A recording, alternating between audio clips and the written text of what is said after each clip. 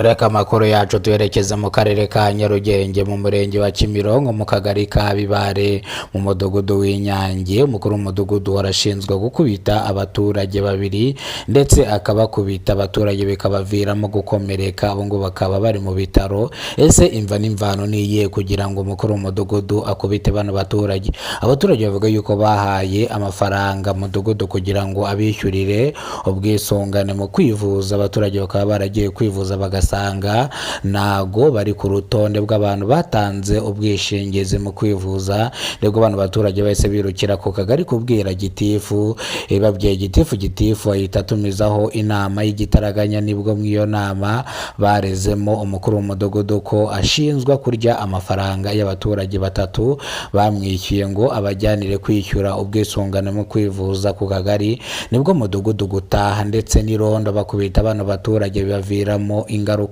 Ese imva n'imvano niye kugira ngo umukuru w'umudugudu babe baramuhaye ano mafaranga nayatange? Ese no kubera iki bano baturage babwiye kubyira umuyobozi w'akagari, ndavuga gitifu? Ese no kubera iki aba badaso cyangwa aba banyerondo bifatanyije na mudugudu gukubita bano baturage?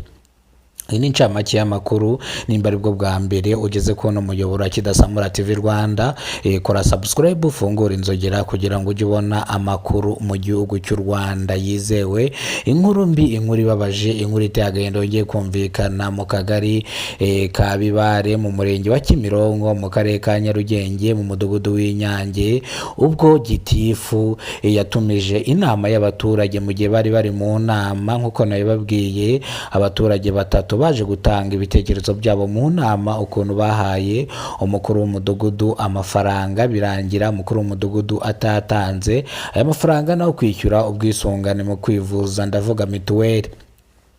Ni mu gihe umukuru w'umudugudu yabihakanaga avuga yuko aba baturage nta mafaranga bamuhaye, mu gihe bano baturage bari bafite SMS kubera ko n'amafaranga bari bamwishyuye kuri telefoni, ndetse izi SMS bazitanga mu ruhame ndetse mu nteko y'abaturage. Ni mu gihe gitifu yasebaga gitifu bakamusaba gushaka amafaranga bano baturage kugira ngo ayashyikirize ku kagari kugira ngo aba babyeyi bishyurirwe ubwisungane mu kwivuza. Aribwo ni mu gihe mudugudu yahise amanuka nk'iyagatera mu masaha ya nimugoroba, acunga abantu baturage batashyiwe n'abanyerondo, bakubita abantu baturage barabakomeretsa ndetse bajya kwivuza. Ubwo gitifu yatawe muri yombi akurikiranweho gukubita abaturage, ndetse ubwo akurikiranweho icyaha cyo gukubita no gukomeretsa gishobora gufungirwa imyaka ndibuze kubabwira n'igifungo cyabyo ndaza kubibabwira.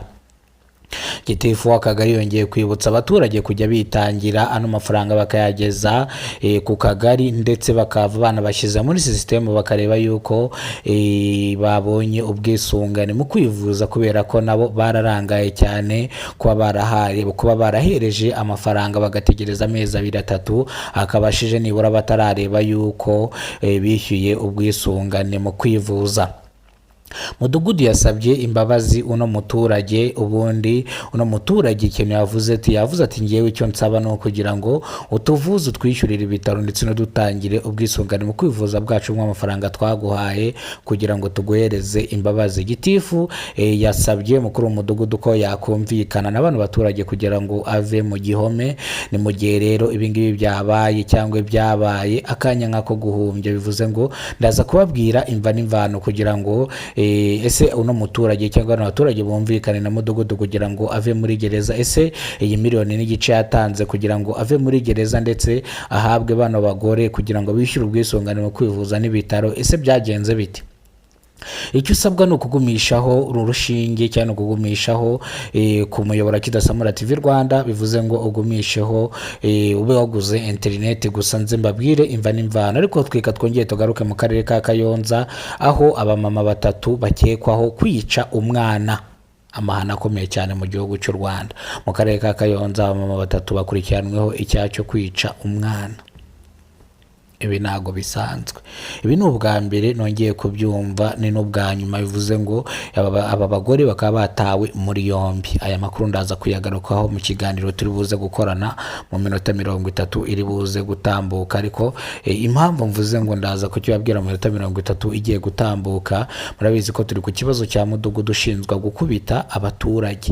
Ariko rero banyarwandakazi, abakuru b'imidugudu namwe hari amakosa mujya mukora. Umuturage ariharaje ashatse amafaranga ibihumbi 3, yenda tuvuge mu muryango afite abana 3, aguhereje ibihumbi 9 byiwe, urabifashe urabiriye.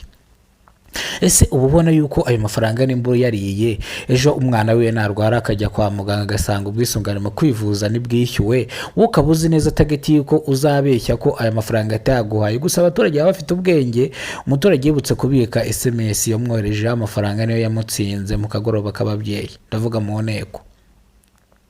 Bisobanuye ko rero abakuru b'imidugudu izi ngeso bakunda kuzigira, kenshi na kenshi bakunze kuvuga yuko ngo ntago duhembwa, ngo n'ubundi ngo dukorera ubuntu, rero ngo ntago twabura uburyo ki twihemba. Buriya abakuru b'imidugudu buriya barahembwa mu bundi bwenge. None se iyo haje nka bya bintu biba bigenewe abakuru b'imidugudu, amagare, ibikoresho n'ibindi, si abakuru b'imidugudu babihabwa? None se ntabwo ari cyo gihembo cyabo? Ariko bakarenga bakajya kurya amafaranga y'abaturage. Abakuru b'imidugudu mwisubireho, kijiganiro reka nyisubikira ahangaha. Mwakoze kuza kwino channel Kidasamura TV Rwanda, uyakoze subscribe uw'agaciro. Ibyo tugezeho niwe tubikesha, ibyo twenda kugeraho niwe tubikesha. Nyuma ari mu mubara nitwa Kidasamura, uri inkuru tubakora rwa Kongoma. Share muri gukurikiranaho amakuru ikaba yitwa Kidasamura TV Rwanda. Wowe wakoze subscribe uw'agaciro, ibyo tugezeho niwe tubikesha. Naho utarakora subscribe, kora subscribe kugira ngo ujye ubona amakuru mu gihugu cy'u Rwanda. Ikindi wibagirwe gufungura inzogera kugira ngo uzajye ubona amakuru mu gihugu cy'u Rwanda yize. Warakoze cyane, Imana ikurinde guhereze ubuzima buzira umuze. Gahunda utangiranye n'uwa mbere, ibyifuzo wasengeye